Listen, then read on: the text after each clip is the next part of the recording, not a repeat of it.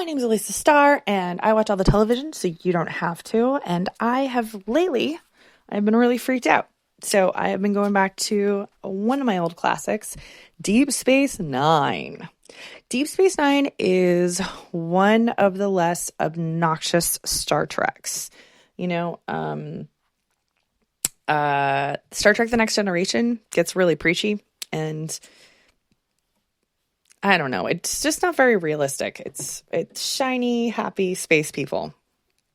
It's hard to enjoy it because it doesn't seem to have anything really to do with real life, honestly.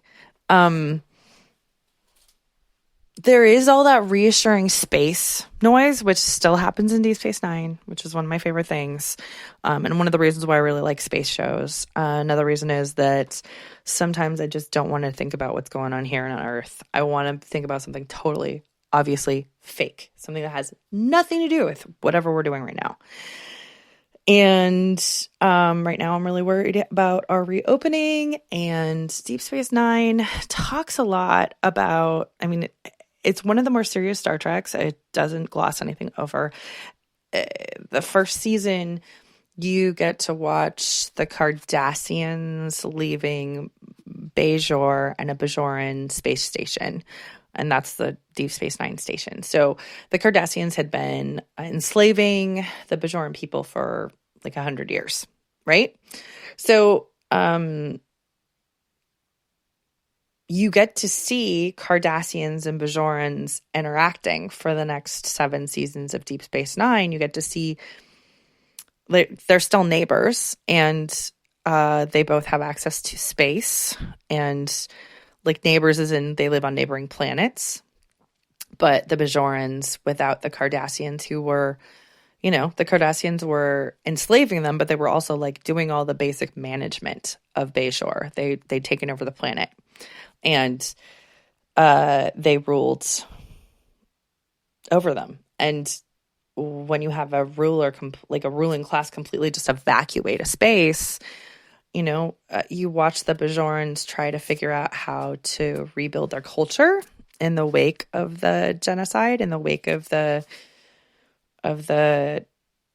new absence of their overlords. You watch the Cardassians, who had killed millions of Bajorans, justify their actions.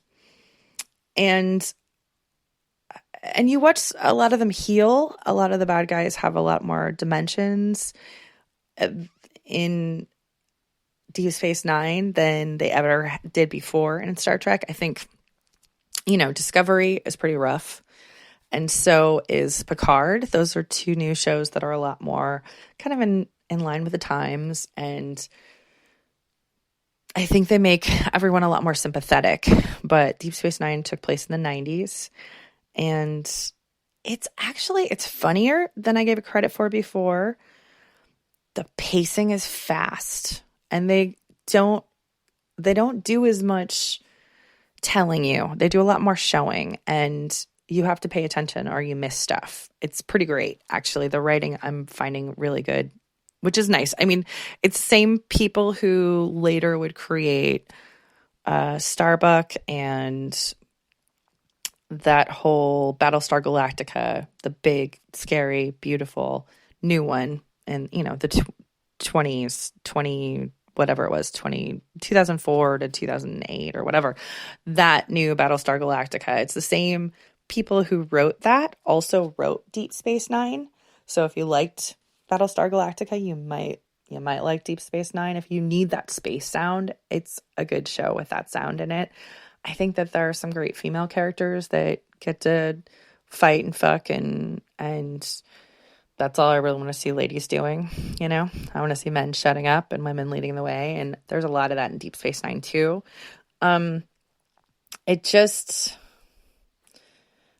I'm finding it really soothing right now, and I worry about the genocide that America is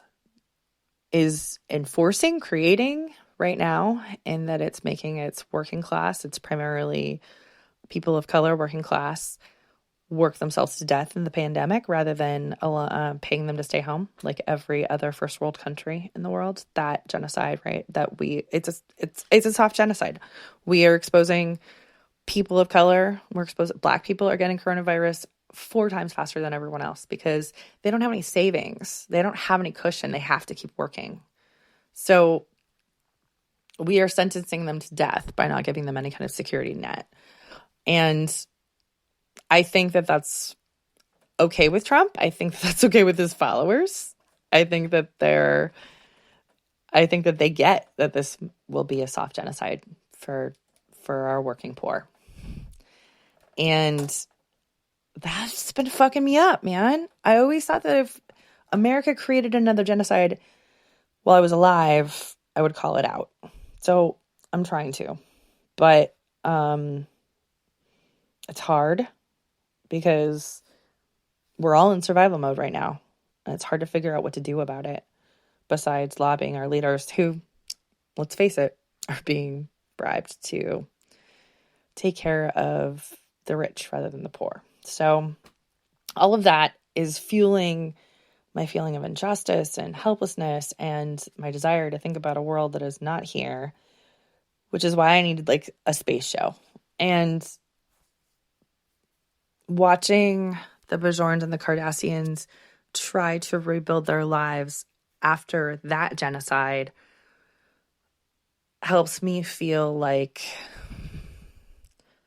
maybe there'll be some rebuilding after this genocide, or maybe we can stop it. You know, watching, even after 100 years, watching the Bajorans stop their genocide and reclaim their own power was powerful. So maybe I can help, you know, the working poor, lead the charge on that. I don't know. I don't know what I can do exactly besides watching Deep Space Nine and telling you guys about how it made me feel better. But it definitely did. And if you're looking for a space show, a space drama, a space opera, as I like to say, it's more of a dramedy, which is, you know, a comedy that's not funny. That's what dramedies are. Just kidding. It's actually pretty funny. I've laughed a couple times. These characters like to fuck with each other. And it's fun to watch. So, if you're feeling it, I do highly recommend the Deep Space Nine. Thanks, everybody. This has been another episode of My Favorite Boyfriend Television.